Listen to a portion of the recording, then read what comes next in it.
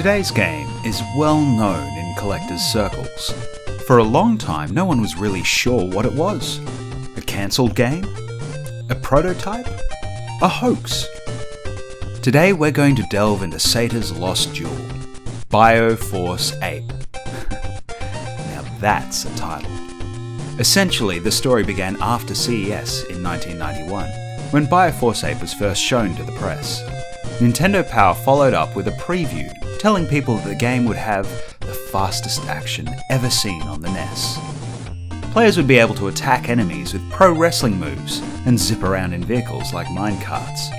Naturally, people were intrigued. I mean, how could you not be?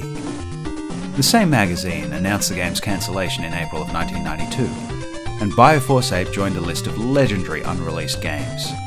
But the story doesn't stop there. Over the next decade, the emulation and preservation communities grew. The internet made it easier than ever for like-minded people to exchange information and hunt down elusive pieces of software and gaming history. Bioforce Ape became one of the holy grails of the NES scene. There have been lots of parts to the Bioforce Ape saga that we simply don't have time to discuss today. If you want a more detailed history of the game and its discovery, please check out the excellent article on the Lost Levels website. In any case, the game was finally found in 2010 and dumped for the good of the community. This mythological game could finally be played. So, after all that, what's the game like? In a word, remarkable. Nintendo Power weren't lying about the speed.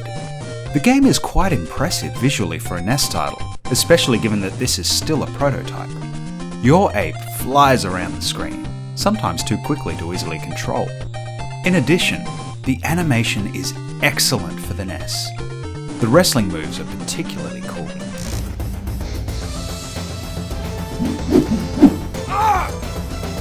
Obviously, there's still a long way to go in terms of the game's structure and flow, but the framework is definitely there for a killer game.